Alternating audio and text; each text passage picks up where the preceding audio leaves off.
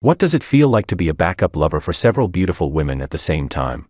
As the saying goes, quantitative change leads to qualitative change. Being someone's backup lover is being a backup lover. But if I become the backup lover of 100 women, aren't they, in a way, also my backup lovers? So, I was the backup lover for 3 beautiful women. The first one was my childhood sweetheart. Her heart was still stuck on her first love. The second one was a singer. After I simped for her for a whole year, she told me, "You don't seriously think I'd marry a broke guy like you, do you?" The third one was my boss. She coldly warned me, "Don't have any improper thoughts about me. I'll only marry a man stronger than myself." Then one day, my mom urged me to go on a blind date. My childhood sweetheart secretly brought over our household registration book. The singer cried and said, "I can't live without you anymore." My boss put on a wedding dress and demanded I take responsibility. Wait a second, didn't we agree from the start that it was just for fun? Chapter 1. My mom called to nag me about going on a blind date. I brushed her off, saying, Yeah, I know. Send me the time and place," I added. When I hung up, Sophia walked out of the bathroom. She was wearing a beige long-sleeved knit top, sleeves rolled up, holding the freshly washed laundry she'd done for me as she passed through the living room. Then she went out onto the balcony to hang the clothes. She glanced at me softly and asked, "Who was that on the phone?" I sighed. "My mom." The woman moved the clothes under the sunlight and turned to look at me. The gentle afternoon light traced her in gold, and her amber eyes shimmered like autumn leaves. She said, "I'm going to meet my best friend tonight, so I won't be back for dinner. I made fish and vegetables. The fish is staying warm in the pot. Just heat the veggies in the microwave." "Okay."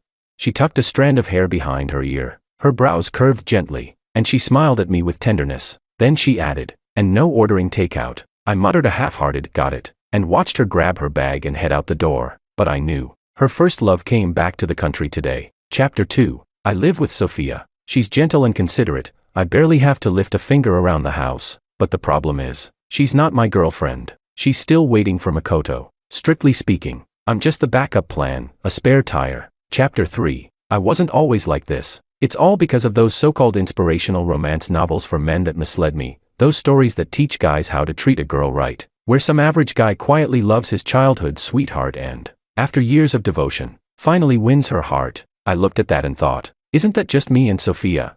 Childhood friends, growing up side by side. She was beautiful, bright, but she only ever got close to me. And me, average looks, average grades, average everything. Yet she'd always walk home with me, study with me, even bring me pastries she baked herself. She'd tell me, "Eat it all, no leftovers." That melted me. I started paying attention, memorizing her likes, bringing her breakfast, buying her gifts, sending her little red envelopes of cash on holidays. Until the night of graduation, Sophia walked into our classroom holding a pink envelope. Her cheeks flushed. She was nervous, shy. It looked like every teenage love confession ever written. The whole class fell silent. My heart was pounding. Sophia lowered her gaze, standing before me, lips pressed together. I knew. I totally knew. She was just shy.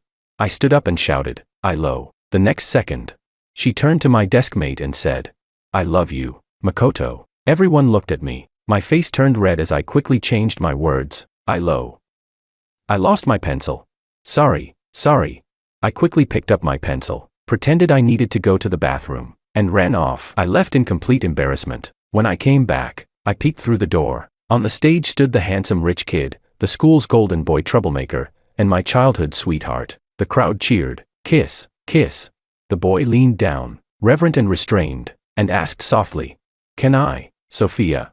She nodded, blushing. I didn't watch any further. Chapter 4. After that, I started avoiding Sophia, but she waited for me right at my door. I turned around, ready to leave. She grabbed my sleeve, looking all innocent. "George, brother," she said softly. Then, with those pitiful eyes, she added, "I've always seen you as my brother." Brother, my ass. What kind of sister does homework so close that your faces almost touch? Shameless pretentious coquette. Unfortunately, I'd always been smooth with people. Actually, just obsessed with saving face. So I forced a grin and said, "Haha, no worries. I've always seen you as my little sister too. Your brother wishes you happiness." Sophia looked at me. She really was beautiful, those wide, innocent doe eyes, pupils the color of light honey. She whispered pitifully, "Then don't be mad at me, okay? Don't ignore me." I said, "Okay," then immediately applied to a university as far away from her as humanly possible. Goodbye forever. Chapter 5. I lost contact with Sophia for 4 years. Only from my side. She replies to my messages in a second. But my replies feel like they take an eternity to arrive. She said she was on vacation and wanted to come here to have fun. My roommate and I immediately packed up and went home. Then, during my first year of work, she messaged again. She'd been transferred to a company here. It was my first year working. I lived alone. I hadn't become the calm, confident office elite I once imagined. Endless work and messy office politics crushed me like a corporate slave. When I opened my door and saw Sophia, I hadn't slept for 2 nights. The apartment was a disaster, stuff scattered everywhere, takeout boxes still piled in the trash. She looked immaculate, makeup perfect, outfit graceful, carrying a bag of fruits and vegetables. Her eyes fell on the dark circles under mine. Then she smiled gently, just like when we were kids. I knew you'd never take proper care of yourself, you big oaf, she scolded.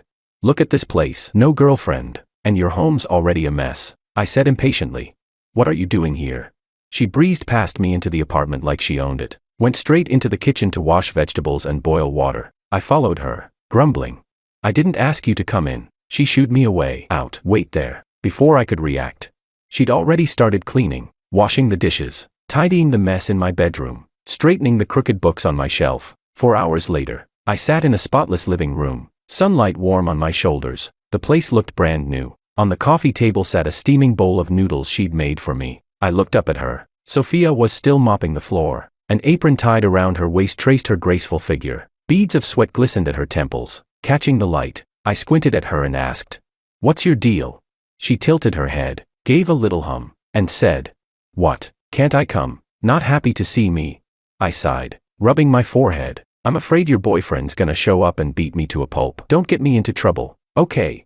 She paused, her gaze dimming, voice softening. "Makoto and I broke up a long time ago. He went abroad for college." I lowered my head and quietly kept eating my noodles. Chapter 6. Back then, I was already being a backup plan for Freya. But you know what they say, quantitative change leads to qualitative change. Being a backup for one woman makes you a simp. Being a backup for 2, well, aren't they my backups, too? Chapter 7. After Sophia and I made up, we rented a big apartment together, separate bedrooms. Of course, now that her first love is back, I'm not planning to renew the lease. It's too big for just me anyway, might as well find a new place. I packed a few things in my room, then decided to head out and find Freya. Ask her to help me look for an apartment. She's a local, after all. Chapter 8. I stood at Freya's door, punched in the code. The lock clicked open. When I walked in, she was just stepping out of the bathroom. A towel was the only thing wrapped around her body. The steam had flushed her fair cheeks a soft pink. Droplets slid down her hair, tracing the line of her collarbone, disappearing into the towel's edge. She squinted those almond-shaped eyes with a calm little smile, opened the fridge, and handed me a can of beer. I stared at her long, smooth legs, pale, flawless, took a gulp of beer and said, "Aren't you afraid I might be a bad guy?" She chuckled, voice sweet and teasing. "You're the only one who knows my door code." I replied dryly, remembering why I'd come. I started. "I came too," but she cut me off. "Perfect timing," she said. The next second, she slipped into my arms, wrapping herself around me. A faint scent of body wash lingered at the tip of my nose. Her body was hot against mine. Even the droplets falling onto my neck felt like fire. Her voice came soft and low. "Just finished showering." She looked up at me, gaze hazy and magnetic, then whispered, her tone sticky and sultry. "I'm especially," her voice lingered, tempting, velvety, "especially clean." Chapter 9. After several hours of intense battle, I collapsed into sleep. When I woke up, the sky was already dark. My back ached, my waist was sore, and when I stood up, my legs trembled. I knew it. Every time I came to see Freya, no matter what the reason was, it always ended up in bed. Instinctively, I went to the balcony to find her. She was holding a slender cigarette between her fingers. Her cold, beautiful profile was bathed in the fading light, carrying a kind of melancholy. That's just how she was, devastatingly seductive. She could drive men insane, even knowing what kind of woman she was. The moment you looked at her face, you couldn't help but feel a pang of tenderness for her. Not that I knew why I pitied her. Honestly, I should have pitied myself, the overworked fool that I was. Leaning on the doorframe, I said, "Smoking again?" Freya turned around, her peach blossom eyes curving like hooks. She pulled something from her lips. A lollipop spun lightly against them before she smiled. "Nope," she said. "I'm quitting. Using candy instead." I raised an eyebrow. That sudden. I'd known Freya for over 6 years. She'd always been carefree, tattoos, cigarettes, drinking, clubs. But now, The tattoos were gone. She'd quit smoking, and she didn't go out at night anymore. She nodded. Yeah. Resting her chin in one hand, she looked at me and said softly, I want to settle down, say goodbye to who I used to be. I could sense something beneath the surface, a hint of looking for a nice guy to take responsibility. So I wisely kept my mouth shut. She tiptoed up, kissed me, and turned back into the apartment. There were still faint red marks on her neck. Mine, she said. My boyfriend's coming to pick me up later. Don't come out, I asked. Seriously? She replied. This time, I think it's for real. Chapter 10. Freya was the lead singer of a band. Semi-famous, stunningly beautiful, with a body made for sin and those soft, watery eyes that made every look feel like a promise. Back in sophomore year, a friend dragged me out drinking, after that humiliating thing with Sophia in high school. I'd avoided love completely in college. Then I met Freya, like stepping out of the tutorial zone straight into a boss-level succubus. Guys like me had never seen someone like her. When she flirted, it was deadly precise. I was hooked before I even knew it. Within a month, she had me dancing in her palm like a simp. I'd show up every night to pick her up, work part-time on weekends, save every penny I could, just to buy her gifts and luxury bags. I started thinking of myself as her almost boyfriend, feeling smug about it, never noticing the way everyone else looked at me, until the night I confessed. She'd gone drinking at a nightclub. Her best friend called me from her phone, laughing in a teasing tone. Brother-in-law, she said, Freya's drunk and keeps calling your name. I agreed immediately, stammering that I'd be right there. When I arrived, Freya threw herself into my arms, her face nuzzled into my neck, her soft hair brushing against my skin, her sweet scent making my heart race. She murmured my name over and over, voice low, tender, and intoxicating. I was utterly lost, dizzy with longing, even imagining what kind of pet we'd have once we moved in together. When I brought her home, I turned to leave, but she looped her arms around my neck and kissed me. Somehow, my hand went to the back of her head, and I kissed her back, hard. Reason drowned in the tide of impulse. I pushed her down onto the sofa. That night is a blur. I only remember the shimmer in her eyes, and the strawberry-scented wrapper she handed me. Chapter 11. The door to a new world had opened for me. Afterwards, reason came flooding back. Looking at her tear-streaked face, I felt guilty. I spoke slowly, every word solemn. Freya, I'll take responsibility for you. But the next second she burst out laughing. Seeing the stunned look on my face, she handed me her phone. Messages kept popping up, all from different men. They read things like, Baby, weren't you at the bar tonight? Can we meet up? Name your price. Freya, please reply to me. I really like you. I snapped out of it and started scrolling. The red notification dots on WeChat kept appearing. There were also transfer notifications. My hands trembled a little. Freya lay there under a thin, half-covering blanket, the afterglow of the night still on her. She smiled like a flower trembling in the breeze and said, Just tap one of my moments. I opened the chat history. There were several messages she hadn't answered. From her profile I entered her moments page. The photos showed plenty of luxury cars and mansions, wealthy trust fund heirs. She took the phone back from my hand and said frankly, You can see it for yourself, lots of people chase me. I don't need you to be responsible for me. She added, Besides, you can't afford me. She laughed and said, That night I was betting with my girlfriends. How to put it, you really are physically impressive. I didn't know whether to cry or laugh. Should I thank her? She said, You got off cheap, didn't you? Others would have paid money for this. Smack. I slapped her. They say men don't cry easily. But the tears wouldn't stop falling. I pushed myself up. Freya turned her face away. A flush rose across her cheek. She pressed her lips together, then looked back and said slowly, word by word, I'm a woman. I want to be spoiled. Want someone to look after me. What's wrong with that? I put my clothes on and walked out. Freya called after me. There's still time. Won't you come again? I ignored her and kept going. She didn't say anything more. Chapter 12. Later, I kind of regretted it. That night, I should have grabbed the bedside lamp and smashed it over her head twice. Why did I only slap her once? That was the day the pure love war god inside me fell, crushed completely by a heartless woman, wounded beyond repair. I locked up my heart and focused only on studying. Junior year was rough. The pressure of graduate school recommendations was suffocating. I had nowhere to vent. Anxiety made my hair fall out daily. One night, stuck on a problem I couldn't solve, I got a call from Freya. Her voice was lazy and alluring, soaked in alcohol. George, I miss you so much. Rage boiled up in me. I decided to take a cab over, to slap her again. When I arrived, I banged on her door furiously. Freya leaned against the wall to open it. She looked up at me, eyes glinting like a fox in the dark woods, bewitching and dangerous. I froze for a second. Then she smiled, voice soft and teasing. You came. Shameless. I shoved her down onto the couch and slapped her hard across the face. Her head turned with the blow, covering her cheek. She looked at me, eyes wet and trembling. She whispered pitifully.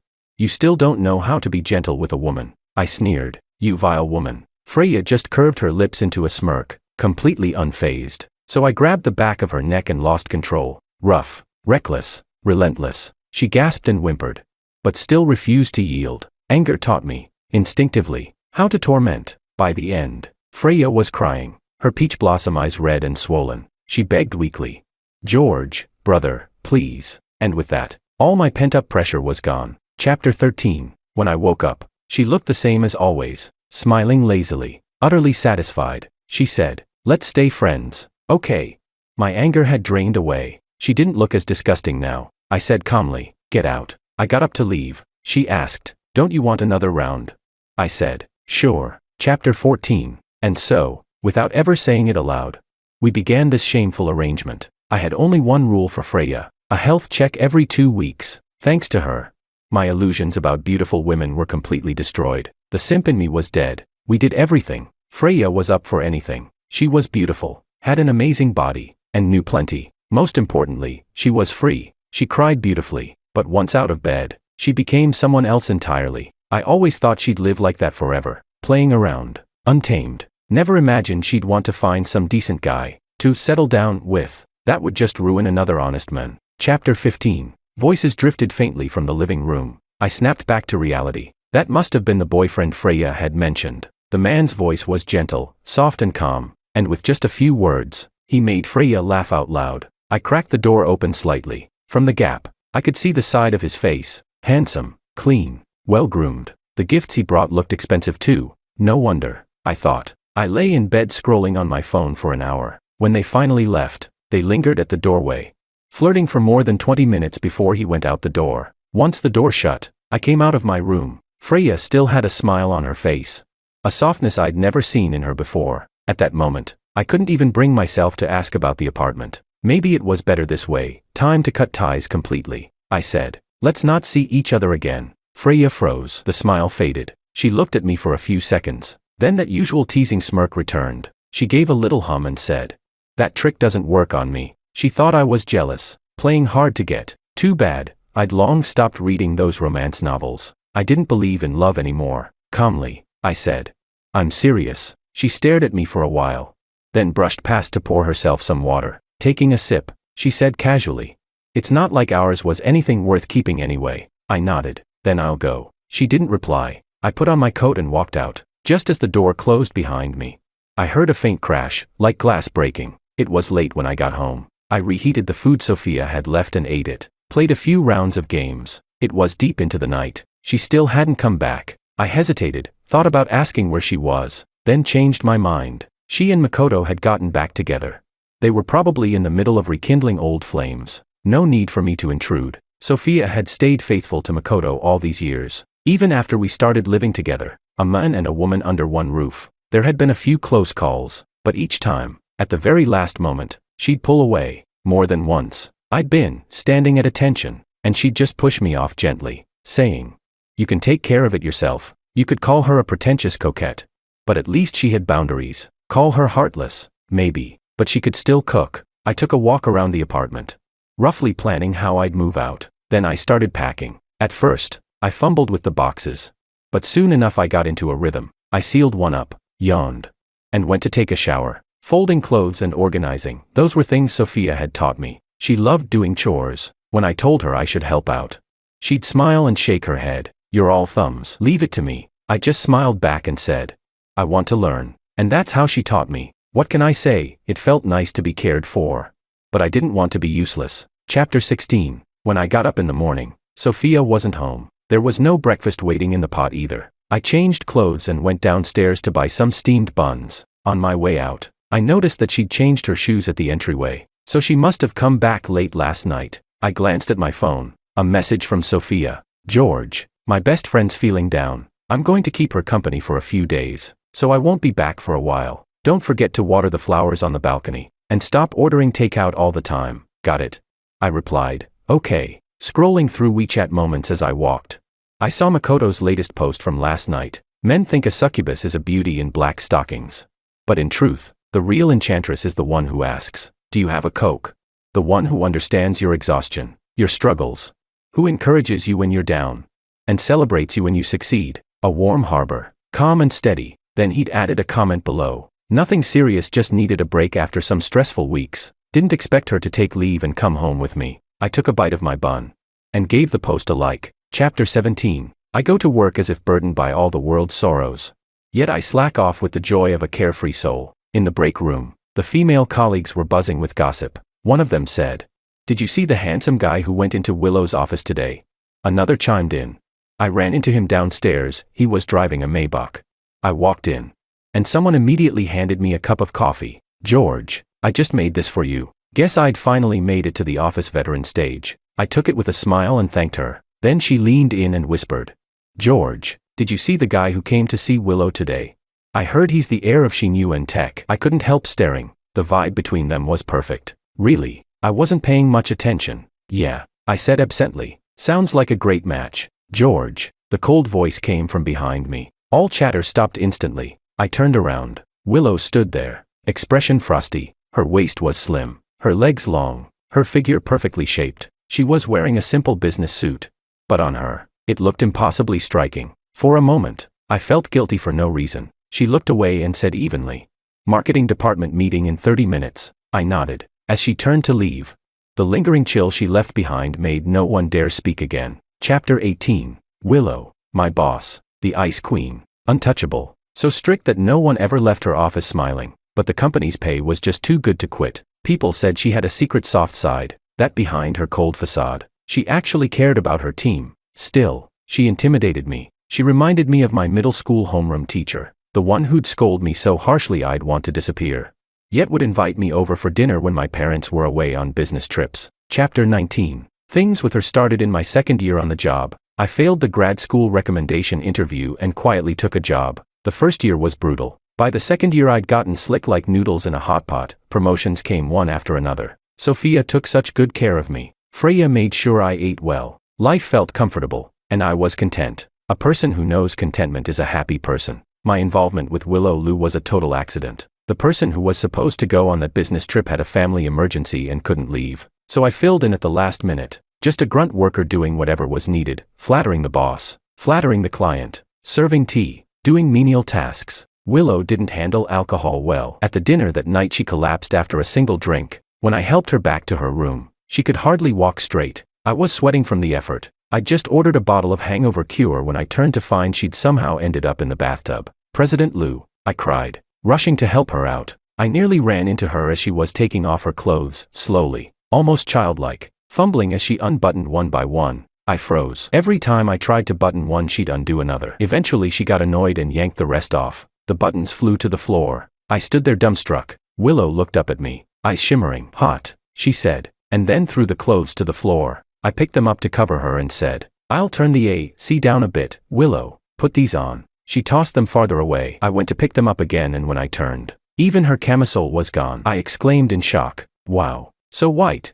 "No, wait, I mean, the bathtub is so white." If I didn't do something, I worried the next day's headlines would be about a female boss drowning in a hotel tub. I moved to help her out. "Come on, let's go to bed. There'll be a hangover soup soon. You'll catch a chill out here." "No." Willow looped an arm around my neck and kissed me. Lips to lips, it seemed simply to silence me. She reached for the faucet. Warm water flowed. I reflexively reached to turn it off. Willow bit my lip in annoyance. "Could I take that?" I bit back. She cried out, and I used that moment to drive forward, taking ground, conquering. Only after I'd gotten what I wanted did we pull apart. Willow's mouth was swollen, wet with the aftermath. She looked up at me. Her usually cold phoenix-like eyes were bright with moisture. For a moment I stayed silent. A gentleman would have left then, but I wasn't a gentleman. I lowered my head and kissed her again. Chapter 20. I slept until late morning, felt like I'd gone 12 rounds in a fight. When I woke, water was roaring from the bathroom. I pressed my forehead, sat up, and grabbed my phone. The water stopped. Willow came out in a robe, the sash cinching her waist tight. Too bad the robe had a plunging V-neck that left a shocking corner of scenery exposed. She asked coldly, "Awake?" Her expression was flat, nothing angry. I answered meekly, like a quail, "Mm." She sat on the single armchair and picked up her phone. "George," she said, You're actually pretty competent at work. You have a steady kind of presence. I thought you'd be safe. She was implying I was plain looking. Her fingertips tapped the screen a few times. My phone buzzed. I looked down and unlocked it. A transfer notification. My eyes went wide. She said, "Mistakes made under the influence of alcohol. We're all adults. I don't want it to get complicated." She added. I nodded quickly. If it's a mistake, it should be corrected. Willow glanced up at the company. "We're just boss and subordinate." She paused, then continued, "Privately. A physical relationship, very pure." I stared, stunned. She looked straight at me, her gaze cold and distant. She ignored me, stood, and in front of me slid off her robe with a smooth, unself-conscious motion, not sparing me a shy glance. "George," she said, high and lofty, looking at me with disdain as if I were trash, her voice icy. "Don't get any improper ideas about me. I absolutely admire strength. I only like men who are stronger and more outstanding than I am. I have zero interest in weaklings or losers." After she left, I lay back down, still buzzing from the joy of that huge transfer. As for what she'd just said, I barely registered it. It landed with zero impact. Chapter 21. It was my first time being kept by a rich woman. I didn't have any experience. Willow wasn't hard to please. As long as she had cold drinks in the summer, hot ginger tea during her period, and I came whenever she called, that was enough. Her needs were simple. She didn't have any strange kinks. After we finished, she'd tell me to get lost. Didn't care if I was exhausted or not. That's how it went for half a year. I worked hard, dutifully devoted to my role. Then came Willow's birthday. Not knowing what to do, I actually went online to ask. The comment section was full of lunatics. In the end, I decided to give her a bracelet. Commissioned a famous designer. Had it custom made from a design sketch. Cost time, money, and effort. I sighed to myself, even being kept. I was still this damn professional. Chapter 22. On her birthday, wanting to show I cared, I handed her the small jewelry box after my morning report. "Willow," I said, "happy birthday." Her gaze fell on the box, expression unreadable. "Thank you," she said, but she didn't reach for it. "George," she continued, her voice cold. A wall of distance between us. "I remember telling you, our relationship will never go further. Instead of wasting time doing useless things, you should focus more on your work. Don't cross the line." I bowed my head and said, "Understood." Then this, I gestured to the box. "Leave it," she said. I stepped out, cursing her silently in my head. Hard to please, that woman. If you don't take it seriously, she's offended. If you do, she's still offended. Even flattering people is an art form. Chapter 23. I didn't know if Willow did it on purpose, but that day's workload was unusually tough. I stayed late. When I finally left, I ran into the janitor, Aunt Lee. She looked unusually cheerful, holding a small box that looked familiar. "Hey, Aunt Lee," I called. She stopped. My eyes went to the box in her hand, confirmed it. It was the one I'd given Willow that morning. Puzzled, I asked, "That's..." I'd greeted her a few times before in the restroom. We were on friendly terms. She didn't dodge the question, just grinned from ear to ear. "Someone gave it to me." "Oh no, wait," she corrected herself. "I found it when cleaning. In the trash bin. Thought I'd take a look before tossing it." When I opened it, my goodness, it was still brand new. Clearly expensive. I figured maybe someone dropped it by accident. So I went to ask President Liu. She chuckled. She said it's just trash. Told me to deal with it however I want. I froze for a moment. Aunt Lee went on. "It's still new, such a waste to throw it out. Look, isn't it beautiful?" She opened the box to show me. The bracelet glittered under the corridor lights. Delicate and perfect against the velvet lining. I said, "Yeah," then smiled. "Looks pricey." She nodded. "Exactly. Rich people." "Huh," I said. "Head home soon." "Aunt Lee, looks like it's going to rain." She smiled. "All right, I'll be off then." I watched her go, light on her feet, as if fortune itself had just fallen into her hands. Then I turned and took the elevator down. Chapter 24. The elevator doors closed, reflecting my stiff, fake smile. Damn it, I was fuming inside. "You could have at least told me you threw it away. I would have picked it up myself." A whole month's salary, just gone. You think money grows on trees? I swore then and there, I'd get every cent back from her. Chapter 25. So on my birthday, I sent her a link. Willow replied with a single question mark. That was strange. The car was only about 2 million yuan. Did she think I was being too greedy? I started typing. Haha. I was actually just asking if you'd like me to rent one for. Before I could finish, a notification pinged. A transfer, worth 10 times the price of the car. Her message followed. Buy a few more. Rotate them when you drive. For a moment, I was stunned. then quickly remembered to thank my rich lady patron before accepting the payment. Chapter 27. Life as a backup plan was turning out better than I'd ever imagined. At work, even when I saw colleagues who tried to trip me up, I could smile and greet them, although being someone's backup is humiliating. This king still has Willow, the golden goose, Freya, the cozy bedmaid, and Sophia, the foot-washing girl. That's enough for me. Chapter 28. Without Sophia or Freya, I felt a slight sense of loss, but nothing unbearable. The only one I couldn't quite let go of was Willow. After all, money was my one true love. Just the thought of losing that stream of income hurt a little. Chapter 29. After a meeting, a colleague came over to chat. I carried my files, answering him while heading out, not realizing Willow was still seated at the head of the table, reviewing documents. Back at my desk, I reached for my pocket, and realized my phone was missing. I went back to the conference room. Willow Lou sat there alone. I paused. President Lou, she responded without looking up. I gave a nervous laugh. Seems I left my phone on the table during the meeting. The tabletop was spotless. I frowned. That's weird. I checked under the chair, nothing. Must have left it in my office after all. I muttered. Haha. Guess I'm getting forgetful lately. As I turned to leave, her voice cut through the air. It's here. She tapped the tabletop with a manicured finger. I looked over. Willow's expression was cool as ice. I walked over, picked up the phone, and said, "Thanks. I'll get back to." She interrupted sharply. "Do you think I'm some gullible little girl? This trick is pathetic." I blinked. What? I glanced down at the screen. 2 messages from my blind date were visible on the lock screen. Then let's meet Saturday at 10 a.m. Forest Café, Willow said coldly. I used to think you were pragmatic. That was your only redeeming quality. Now even that's gone. George, there's no possibility between us. She paused. This is the end, I replied. Okay, nodded. She looked momentarily taken aback. A flash of surprised vulnerability. Even cute for a second, I said. Then I'll get back to work. She stayed silent. I turned and left. Clean cut. One stroke to end it all. All 3 of them. Chapter 30. After work, to everyone's surprise, Willow joined the employee elevator. The cramped space was packed, bodies squeezed into corners. She stood at the very front, face blank and unreadable, as if completely unaware of the attention. I stood beside her. The elevator descended floor by floor. Then she suddenly spoke. "Take me home today." A soft gasp rippled through the people behind us. I kept my eyes on the floor numbers, pretending not to hear. "George." Her tone sharpened. "Ah." I turned my head. "President Lou, were you talking to me?" I didn't drive today," she said coolly. "You'll take me home?" I nodded. "Sure thing, boss." Another round of quiet gasps came from behind. Willow glanced sideways at me, for the first time in days.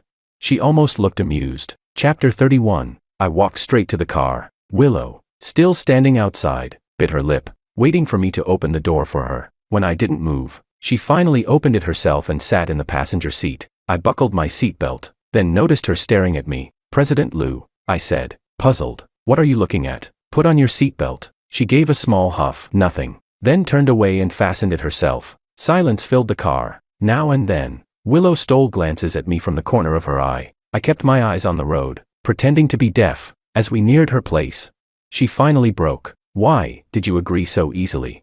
Then, realizing how that sounded, she added, "I was just curious." I said, "Weren't you the one who didn't want to continue?" Her tone soured. "I was just testing you." She trailed off, then grumbled, "I thought you'd be like everyone else, at least not so indifferent." I blinked. "Wait, how many people are you testing at once?" Willow froze. Her cheeks flushed red. "What are you talking about? Of course I'm not. I don't have anyone else. It's only you." Then she mumbled, "I meant, my girlfriends told me when they break up with their boyfriends. Those guys always try to make it right, beg to stay together." "Nope. My pride's worth more than that," I said. "That's because they still have feelings." She looked at me. "And you? Do you have no feelings for me?" I answered, "No, never had any." Inside, I thought, I'd locked my heart away long ago. If I had any feelings left, they were only for money. Chapter 32. The car stopped by the side of the road. But she wouldn't get out. Willow glared at me, that always cool, distant gaze now filled with disbelief. "You don't love me?" she demanded. I frowned. "Why should I love you?" She froze, then stammered, But why do you make ginger tea for me when I'm not feeling well? Why do you comfort me when I lose my temper? Why do you put so much effort into my gifts?" "Because, ma'am, you paid for it. It's called professional ethics." "Then why?" She pressed on, voice trembling. "Why do you always cling to me afterwards, refusing to leave?" Because I'm tired, lady. Even a workhorse needs rest. I was furious, but only for a moment. No matter what, she was still my boss. She gave a soft little snort. You're angry. The corners of her lips lifted. Because I hit the mark.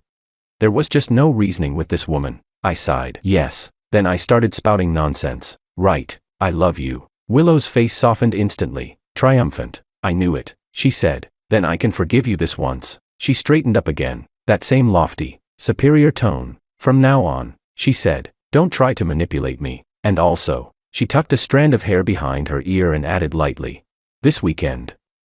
I'm free, I said firmly. No, she blinked. What? I shook my head, recalling all those melodramatic TV plots where heartbroken men hurt themselves to prove their love. Then I kept rambling, solemn as ever. But I can't love you anymore. Her eyes widened. Why? I looked down, pretending to be humble and tragic. Because love is about letting go, about blessing the other person's happiness. Willow, you're so extraordinary. You deserve someone worthy of you, I said. There's no future for us. I can't hold you back. That's it. Then, with a deep, melancholy stare, I threw in a final flourish. Mortals and gods walk different paths. I lament my prime years. Unmatched and misunderstood. Our ending was written long ago. Willow was stunned. George, she whispered. I gave her my best pained smile. I just hope we both find happiness. Chapter 33. Whether Willow found happiness or not, I had no idea. But when I got back to my apartment complex, the street vendor selling wolf-tooth potatoes was still open downstairs. I bought a portion, ate as I walked upstairs, and honestly, I felt pretty damn happy. Chapter 34. Over the next few days, I packed up everything in the apartment, threw out what I could, and signed the lease for a new place. Quick and clean, I moved out in one go. I left the keys in the old apartment. Just as I stepped out, a message came from Sophia. My best friend's in a bad mood. I might need a few more days before I come back. George, should we hire someone to cook for you? Be honest, you've been living off takeout again, haven't you? I replied. No need. I moved out. And that best friend you're comforting, that wouldn't happen to be Makoto, right? Your male best friend. Then I added kindly, if you two are getting back together, remember to keep some distance from other guys. The message had barely sent before a voice call popped up. I declined it. She called again. I declined again. She called a third time. Declined. Then she stopped. A message followed. So you know. Wait for me, 4 days at most. I'll come back and explain. That was so very Sophia. I didn't reply. Chapter 34. At work, I reported to Willow as usual. Now and then, she'd look at me with some complicated expression. I couldn't read it. Didn't bother trying. Thick skin was my armor. I kept doing my job. One evening after work, I headed for the exit. The elevator doors slid open, and there she was. Good evening, President Liu, I greeted. Willow nodded and walked out beside me. I asked, you didn't drive again today? I did, she said, then added, I just wanted to talk to you. George, she began. I've been thinking, maybe we could, but before she could finish, a voice rang out behind me. George. Freya was leaning casually against my car, waving. You're finally off work, she said with a grin. Chapter 35. Willow's face darkened instantly. I said politely, well, we'll be heading out then. I opened the passenger door for Freya, then circled back to nod at Willow before getting into the driver's seat. Seatbelt clicked, and I hit the gas, leaving her behind. At the red light, Freya turned to me. Why didn't you tell me you moved? I asked. Why are you even here? Instead of answering, she pressed on. You moved out, didn't you? Yeah. Why didn't you tell me? I glanced over. Her red lips curled in that same sultry smirk, the kind that made her look like sin dressed up in perfume. I'm pretty sure I said last time, I replied. We shouldn't see each other again. Her smile faltered. Then, lightly, I forgot, I said. Set a reminder. Have it tell you every day. She frowned. Do you really have to be that serious? Yeah, I said flatly. I do. Her lips drooped slightly. Then, after a pause, she whispered. What if I said, that guy and I weren't actually together?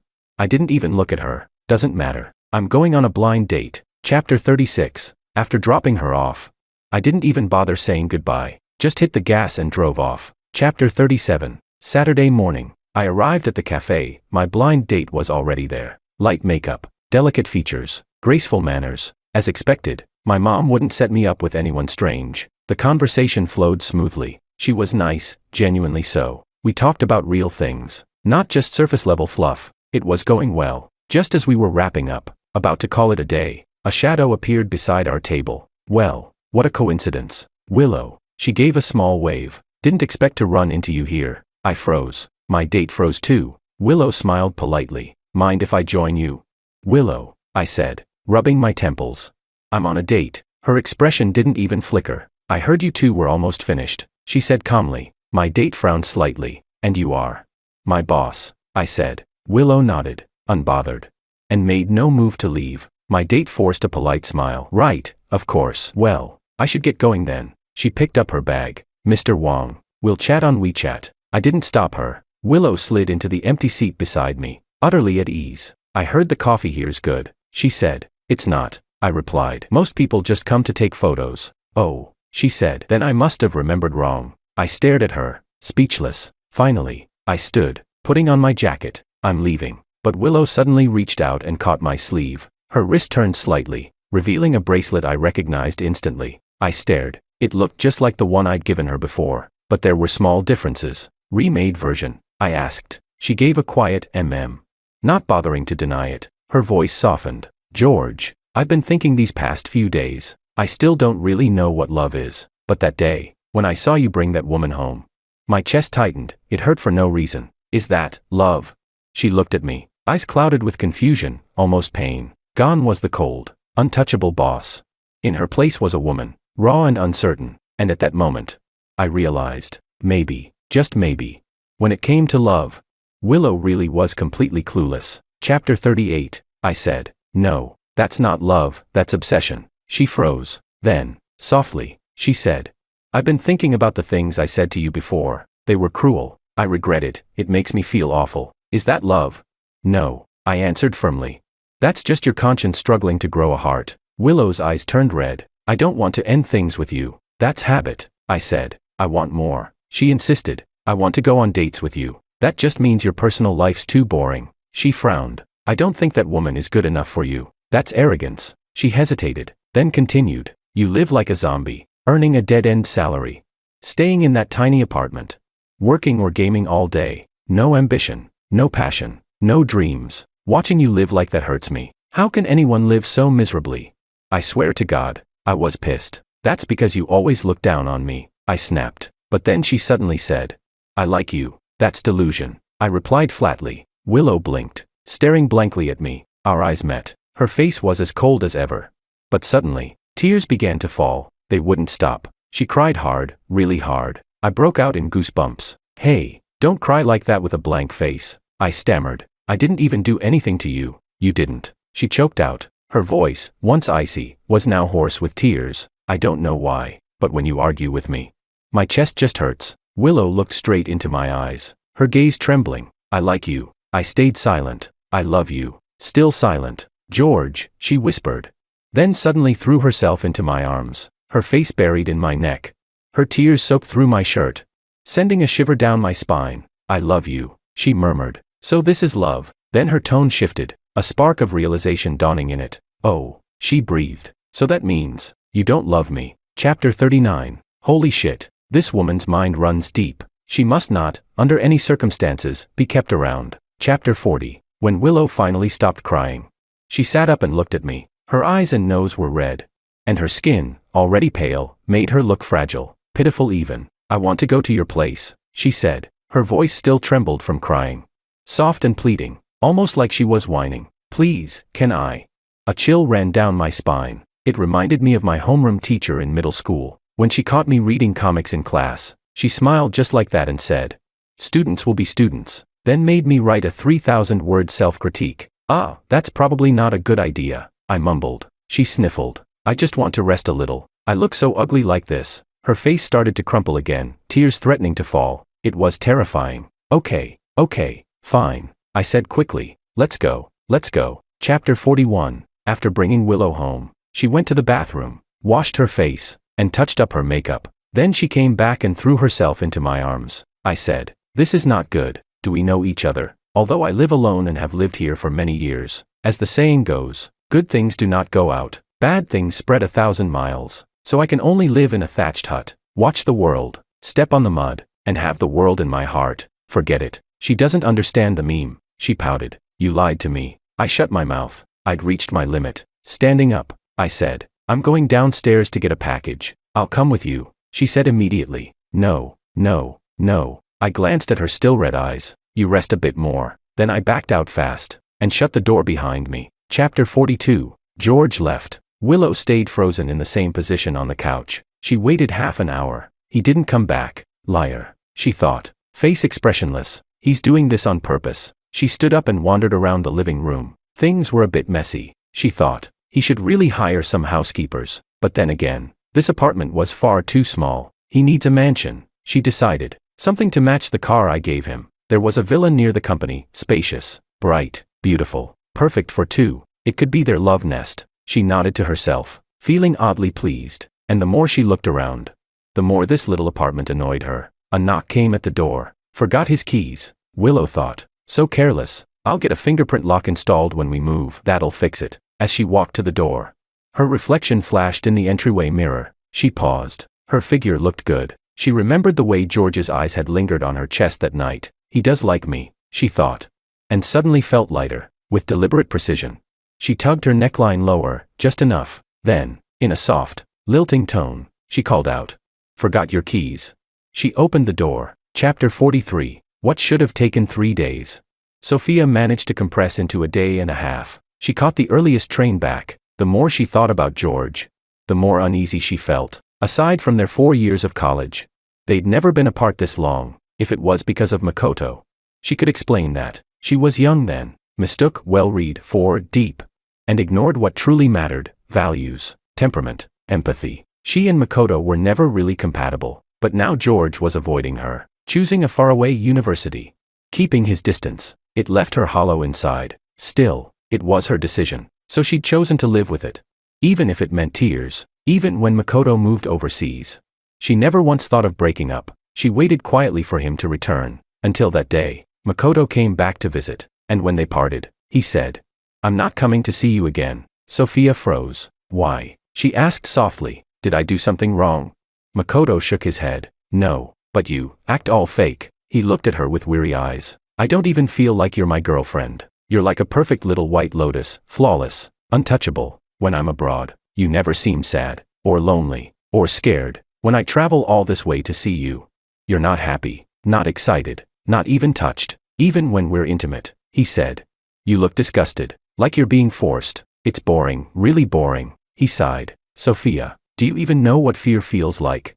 When you wait at the airport, do you get anxious, counting the minutes until I arrive? If I broke up with you, would you even be hurt? You wouldn't. He shook his head again. So, he said quietly, let's end it here. Chapter 44. Makoto was right. She hadn't felt any pain. Even as she watched him leave, she was strangely calm. Do you have to break down, scream, cling, to call it love? Sophia couldn't figure it out. After the breakup, she started thinking about George again. 4 years apart, and when she saw him once more, he looked worn down, pale, exhausted. Something fluttered in her chest, the fragile joy of getting back what she'd lost. Everything could have been fine, until Makoto came back. She'd felt guilty, thought she owed him, wanted to help him through his low point, then move on with a clear conscience. But she hadn't expected George to mind so much. He stopped replying to her messages, ignored her when she asked for his address. It hurt, so she asked around, talked to his family, finally got his new address. To win a man's heart, you had to win his stomach. So right after getting off the train, she bought vegetables and meat to cook for him. She came in such a rush. She'd forgotten to put on makeup. Standing at his door, she hesitated. Would George dislike her bare face? Would he think she wasn't good enough anymore? Then footsteps approached from inside, unfamiliar ones, followed by a soft, lilting voice. Forgot your keys. The door opened. Their eyes met. Sophia's gaze dropped to the woman's half-open collar, the swell of her chest practically spilling out, oozing with deliberate seduction and smugness. Disgusting, Sophia thought. Absolutely vile. I feel like I'm going to get an eye infection just looking at her. Chapter 45. Willow's smile faltered. Gross, she thought. Why the hell is this woman staring at my chest? Chapter 46. I walked around the apartment complex 3 times, before finally going to pick up my package and heading upstairs. When I stopped at my door, fishing for my keys, someone suddenly came up behind me. I turned, and she looped her arms around my neck. Her breath brushed against my skin. Warm, damp, sticky, like some kind of serpent. I was speechless. She whispered, "How was your blind date?" "It's over," I said flatly. She smiled, that sultry, practiced smile, and said, "Perfect. We can pick up where we left off." Her eyes flicked around the hallway. Then she winked. "Right here's fine." I sighed. "You really have no shame, do you?" Her breath hitched for a moment. Then, pretending to look hurt, she said softly, "I never claimed to be a virtuous woman anyway." "So," she murmured, "why don't we just keep going? I missed you." Her voice rolled across her tongue, soft, sticky, intoxicating. "Every inch of my body misses you, George." She leaned in closer, her voice trembling. "Only you can satisfy me." Her tone was a mix of obsession, seduction, and something that sounded almost like a plea. "You made me like this," she whispered. I straightened my back and said righteously, "No. It wasn't because I was noble, but because Willow was still inside my apartment. If those two ran into each other, I'd be dead." She tilted her head. "Why not?" Her voice turned sweet again, too sweet. "You found a new friend already." "That's none of your business," I said. She ignored me completely. Cooing. "That fast? Is she prettier than me?"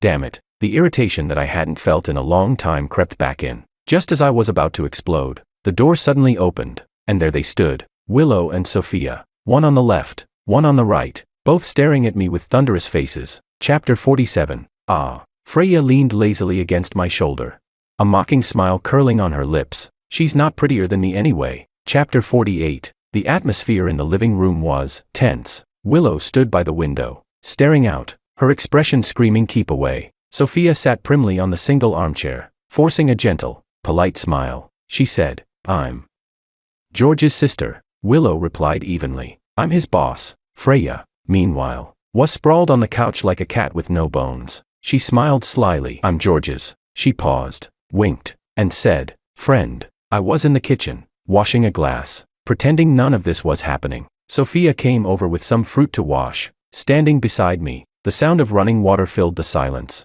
She tilted her head toward me, worry clouding her voice. "Brother, that female boss of yours, can't you tell?" I blinked. "Tell what?" She frowned, thinking for a moment, then whispered, "You're such a straight man. Can't you see she's a pretentious coquette?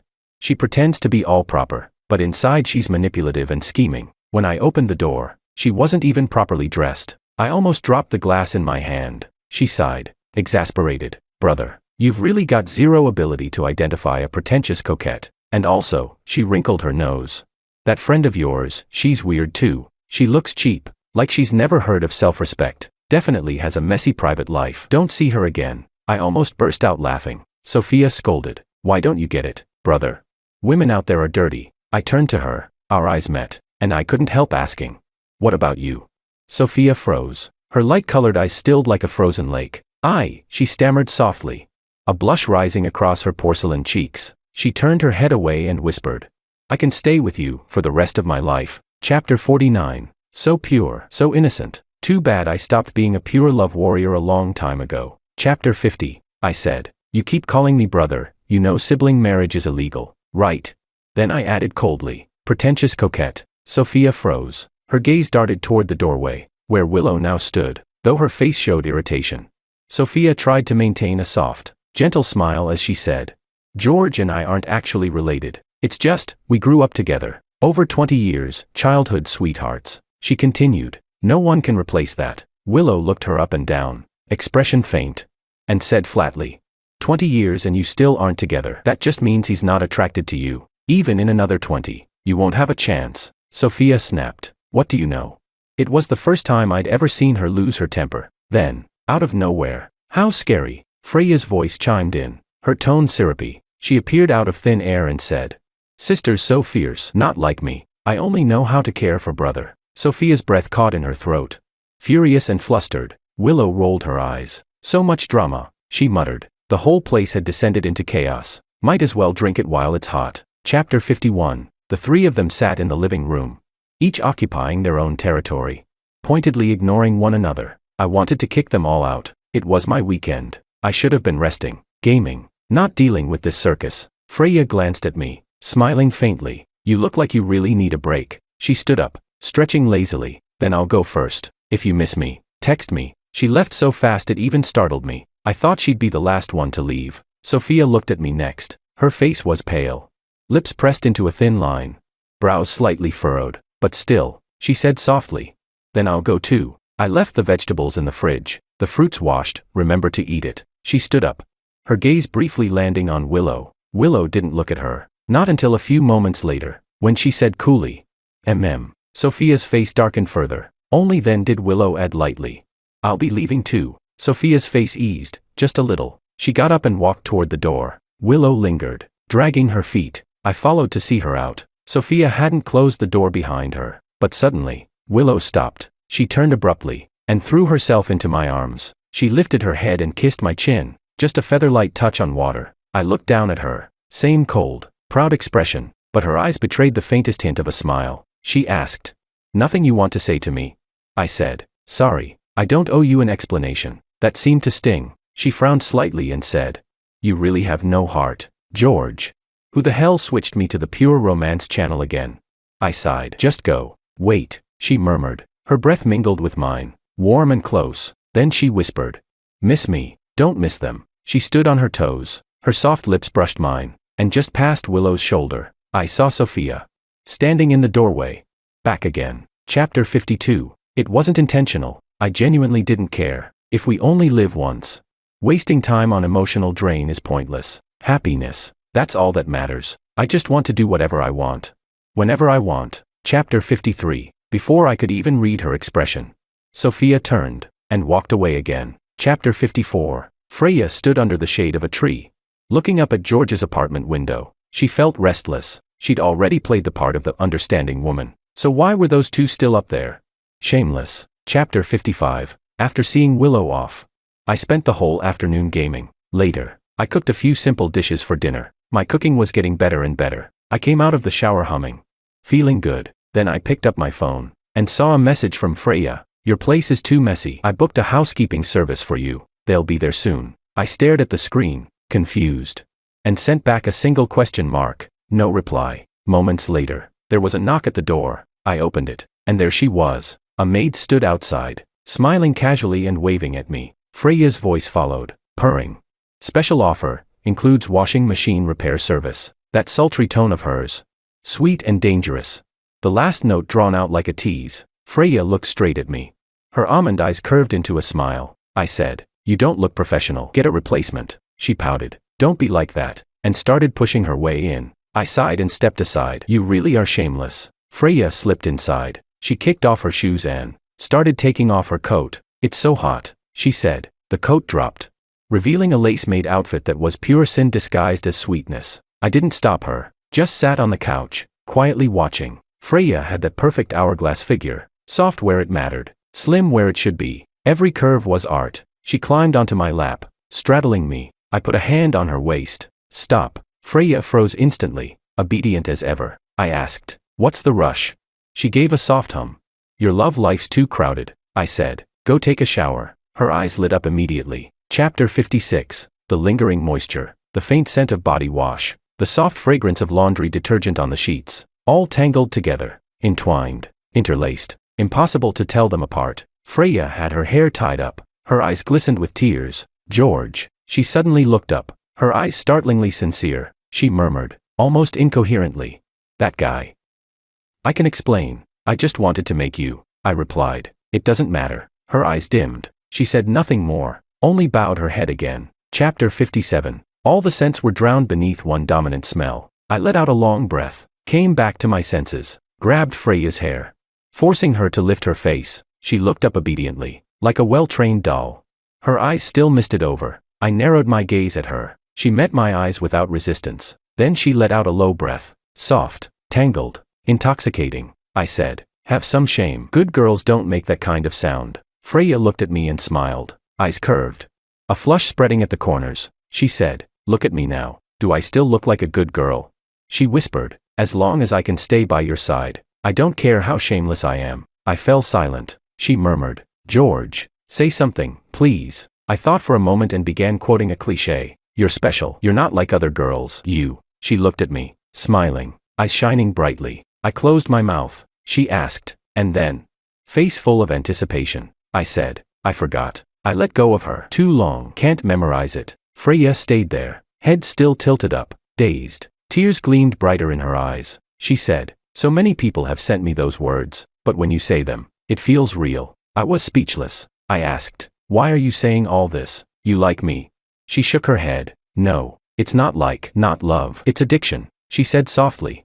I can't live without you. Her voice trembled. My skin, flesh, organs, bones, hair, everything. If I leave you, it starts rotting here. She pointed pitifully to her heart. I sighed. Damn, I asked. What do you actually want? Freya raised her face to me, her fingers almost brushing my skin. Stopping just a centimeter away. George, she whispered my name. Like a mermaid praying for magic, she said. I want to be your little dog. You won't like me, you won't love me, and the hurt I caused you can never be undone. She smiled, a pale, sickly kind of beauty spreading over her face. And in her eyes, something dark, sticky, and desperate rippled. I just want to stay by your side. What else can I do?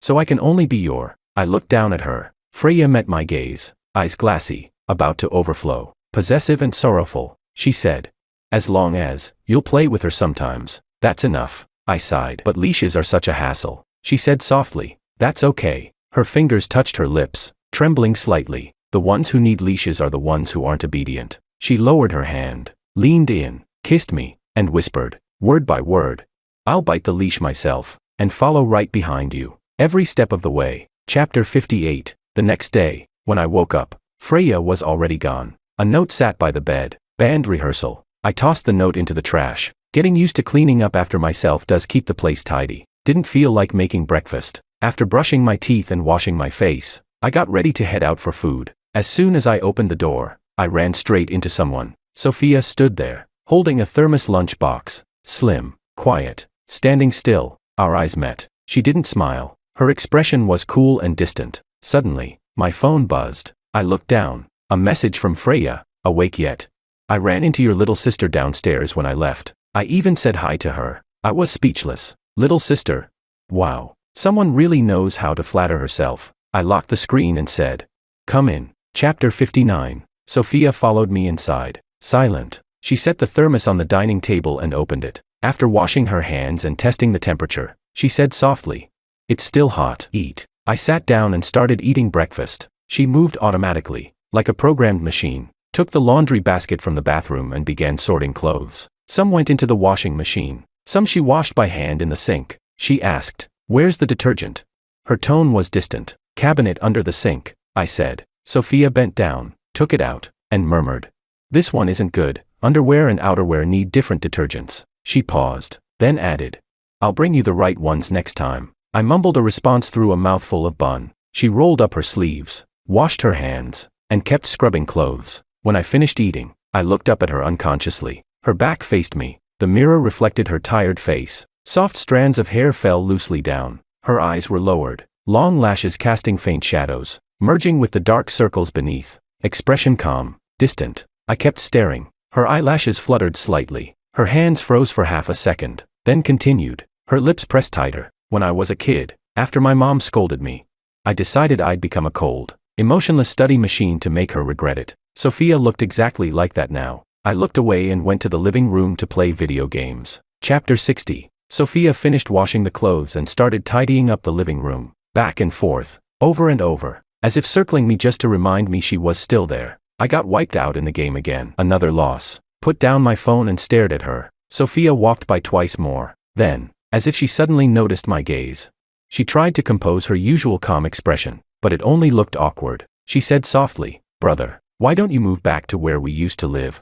I said, no, it's fine like this. She hesitated, as though weighing her words carefully. Her tone was cautious, testing the waters. Yesterday, those two women, they were bothering you, weren't they?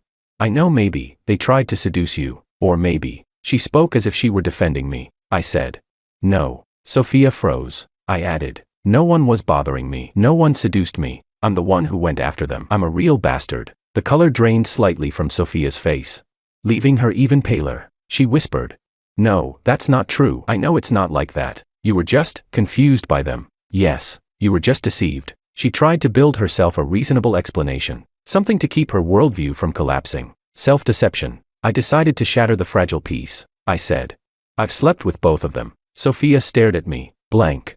As if she couldn't process the words, the gentleness in her eyes shattered completely, revealing the chaos and pain beneath. After a long moment, she trembled, voice on the edge of breaking. No, that's not true. Please. Tell me it was just a mistake, that it was only a moment of weakness. I said. Yeah, it was impulsive, but what does that have to do with being a mistake? I added impatiently. You're acting like you're my girlfriend and I cheated on you. I looked straight at her. Stop saying useless things. If you've got something to say it directly. Sophia froze. All her forced calm crumbling in an instant. Her eyes reddened. Her whole body trembling with exhaustion, resentment, and pain. She asked, voice choked. Why isn't it me? I widened my eyes. She sobbed. Why them? Why can they, but not me? Why can't it be me? Her voice shook, thick with tears. I sighed and said, it can. Sophia stared at me, stunned. Chapter 61. In the bedroom. After a kiss, Sophia lay on the bed, a little dizzy. She was inexperienced, only able to receive passively. To respond softly, shyly. Her breathing quickened, cheeks flushed red, so innocent that it stirred the urge to tease. Sophia didn't know how to breathe between kisses. When we finally pulled apart, she gasped for air. Eyes misty. Autumn light rippling in her pupils. Her trembling fingers reached to unbutton her shirt. I sat up, thought for a moment, and said, I won't take responsibility for you. I looked straight at her. Are you sure about this? Sophia lifted her head. Her hands didn't stop unbuttoning. Her pupils were pale, like amber pools. Biting her lip lightly, she said, I'm sure. I stared at her for a few seconds, then suddenly said, forget it. I turned away. Put your clothes back on. I don't enjoy forcing people. No. The word burst out of her, startled, frightened, trembling. It was rare. Sophia, always so gentle and composed, had finally lost control. My hand rested on the doorknob. One turn, and I could have walked out. But then, she lunged forward, wrapping her arms tightly around me. Warm breath spilled over my back. Her voice breaking with almost painful desperation. I didn't mean no. I didn't mean that. George, please, I asked. Then what do you mean? I'm scared, she whispered. Her head rubbed lightly against my back. I'm afraid that you'll think I'm not good enough. That I'm not like them. Her words stumbled over each other. The white lotus mask she always wore finally shattered, revealing raw fragility underneath. I just wanted you to see me at my best, she said softly. I turned around. Sophia's eyes were rimmed with red. Long lashes wet with tears, like butterfly wings soaked in rain. A little heartbreaking, a little beautiful. I cupped her face and kissed her again. Sophia responded gently, obediently. Our breaths tangled. Sophia was reserved by nature, even when she was right at the edge. She bit her lip, refusing to make a sound. Her eyes reddened, lashes trembling, gazing up at me, wordless, pleading, lost. But I wasn't kind. Instead, I toyed with her. Sophia let out soft, broken whimpers, and because of shame, she made them lighter. I deliberately fought in a roundabout way, until she was utterly defeated. She said, brother, stop playing. Chapter 62. After it was over, I fell asleep almost instantly. Sophia lay down beside me, slipped into my arms, and rested her head in the crook of my arm. She took a deep breath, her voice still hoarse, trembling ever so slightly. I heard from Auntie that you went on a blind date, she said softly. How did it go? Without even opening my eyes, I replied. Given that the two of us are currently lying in the same bed, I'd say, probably not great. Sophia laughed, a quiet sound tinged with bitterness. After a long pause, she whispered, what if we got married? I'd try my best to be a good wife, a good mother. Makoto's face flashed through my mind at the worst possible time. Sorry, I said. I've decided not to get married at all. She went silent, for so long that I almost drifted off to sleep. Then, in a muffled voice, she said, at least, that means they don't have a chance either, right? So just, let me stay by your side, I replied. No one turns down a benefit that delivers itself. Sophia was quiet for a while. She was too smart not to understand what I meant. Finally, she said softly, If the price of staying by your side is having to endure the pain of knowing there will never be an ending, the jealousy of watching others get close to you, and the fear of never being loved back, if that's the only ticket in, then I accept it. Chapter 63. The room was silent for a long time. Sophia waited, but George never answered. He'd fallen asleep just like that. Her gaze fell, lashes trembling with quiet disappointment. For no reason, she remembered something Makoto once asked her. Are you afraid? Afraid? Yes. Afraid that he'd become someone else's husband. That even the fragile privilege of being his little sister would be taken from her. Do you get impatient waiting for him? Yes. On the train back to find him. Every minute, every second had been torment. She just wanted to see him sooner. Do you get jealous? More than that. Seeing him with that pretentious coquette. Seeing her walk out of his apartment with those ambiguous marks, jealousy burned through her like fire, scorching her heart and gut. Does it hurt? The thought of losing him forever, of erasing every trace of him from her life, was agony beyond words. Regret, anxiety, restlessness, all those emotions she'd never known back when she was with Makoto, came crashing down the moment she realized her true feelings. Overwhelming, inescapable. Because of love comes sorrow. Because of love comes fear. The man before her was real, warm, within reach. She buried her head deeper against him. As long as he still allowed her to stay, as long as she could still touch him, then all the sorrow, fear, and pain born of love, she could endure them all. Chapter 64. Monday. Back to work. I finished giving my report to Willow Lu. She commented in her usual professional tone, clear, concise, efficient, her expression as cold and unreadable as ever. After a pause, Willow suddenly said, I ordered a dress. Can you come with me to try it on later? I nodded, not thinking much of it. It wasn't until we arrived at the boutique, and she stepped out wearing a wedding dress, looking at me seriously as she asked, Does it suit me?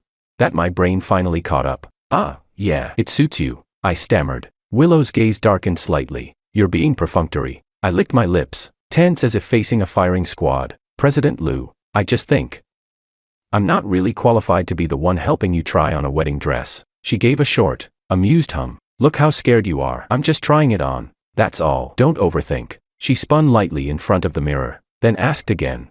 Is it pretty? Pretty? No. Don't say that. Pretty? No. Pretty? No.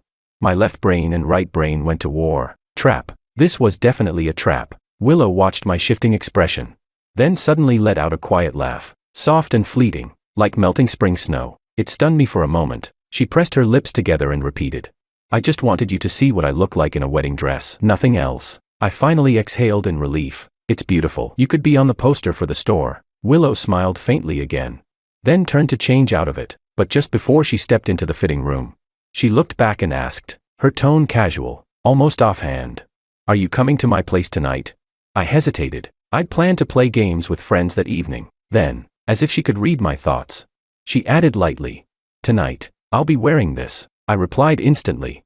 All right. Chapter 65. As soon as Willow stepped out of the boutique, I hurried over to open the car door for her. The moment she got in, I leaned forward and fastened her seatbelt before she could even reach for it. The drive was quiet. I focused on the road, saying nothing. After a while, Willow broke the silence. I added your friend and your little sister on WeChat. Shit. A cold sweat broke out down my back. And then, I asked cautiously. Willow said nothing. Her profile, outlined by the fading light, looked sharp and distant. I felt irritated. What was this? That same kind of guilt I used to get from my homeroom teacher back in middle school. Come on, I graduated years ago. I said coolly, I've already done what I've done. So what? You want to condemn me for being a playboy, or call me a scumbag? I glanced at the bracelet on her wrist, my tone firm. Willow, I don't owe you any responsibility. Unexpectedly, she laughed softly. You don't, she said. Then after a pause, she added, I just wanted to see the real you, all of you. That shut me up for a moment. Damn, that almost hit somewhere deep. I asked, Are you out of your mind? She nodded lightly. A little. Willow actually answered seriously. Having a lot of people like you just means I have good taste. I snorted. It's not just liking. I've slept with them too. She nodded again, calm as ever. Then it also means, you've got great stamina. I had no comeback. Her face was still composed, that signature Ice Queen calm. But there was a strange warmth in the air now, like snow softening into cotton. I couldn't help but ask, did some spirit possess you or something? She shook her head slightly. No, she said quietly. I just figured things out. I love you, she said, eyes lowered. So I want to treat you well, that's my choice. If others treat you well, that's theirs. And if all of this makes you happy. She hesitated for a second, then added softly, then that makes me happy too. The car rolled to a stop. I turned to meet her gaze. Same cold expression, but something different flickered behind her eyes. She said, the wedding dress. I really just wanted you to see me in it once. I don't expect anything else. That was my wish. It's enough. I looked at her for a long while, then said, no. The way you process emotions is like watching a baby suddenly become a philosopher. Like a beginner in love cultivation skipping straight to becoming a cult leader. From not understanding love at all, to being completely consumed by it. Willow brushed her hair aside, leaned closer, and placed a soft kiss on my lips. She didn't argue, just murmured, yes, love is strange. Like you said, love is letting go. It's selfless. If wanting to possess you would make you leave, She looked at me, her eyes clear, and said, I would rather ask for nothing, as long as I can stay by your side. I said, is my side a parking lot? Everyone wants to park. Willow bent her eyes. She gave a light laugh and asked me, let me give you an option, yes or no.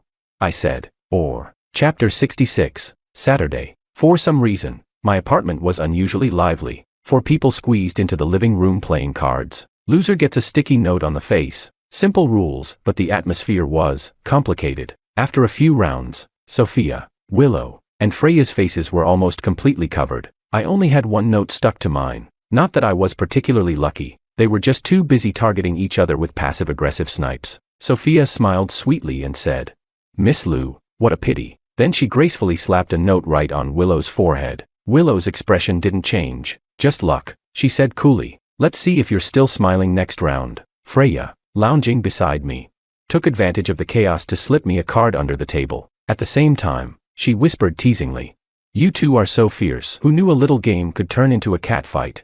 I yawned. Bathroom, I said, standing up. Check the time. I had plans tomorrow. Probably should call it a night. So instead of going back, I went straight to my room and crawled into bed. Outside the door, their hushed voices sounded distant, still arguing about something. Someone said, there should be an order, right? Another voice replied, by the rules. Then another, let's roll dice. The voices faded gradually. I couldn't be bothered to listen anymore. Chapter 67. Sometime later, I drifted into sleep. Half dreaming, half awake, I heard someone quietly open the door. The mattress dipped slightly, and a soft, warm body slid into my arms. Gentle breathing brushed against my ear. Steady, like a lullaby. A faint, sweet scent lingered at the tip of my nose. Then, a kiss touched my lips. Her voice came, tender and trembling against my ear. I love you, I murmured back. Thanks, I love myself, too.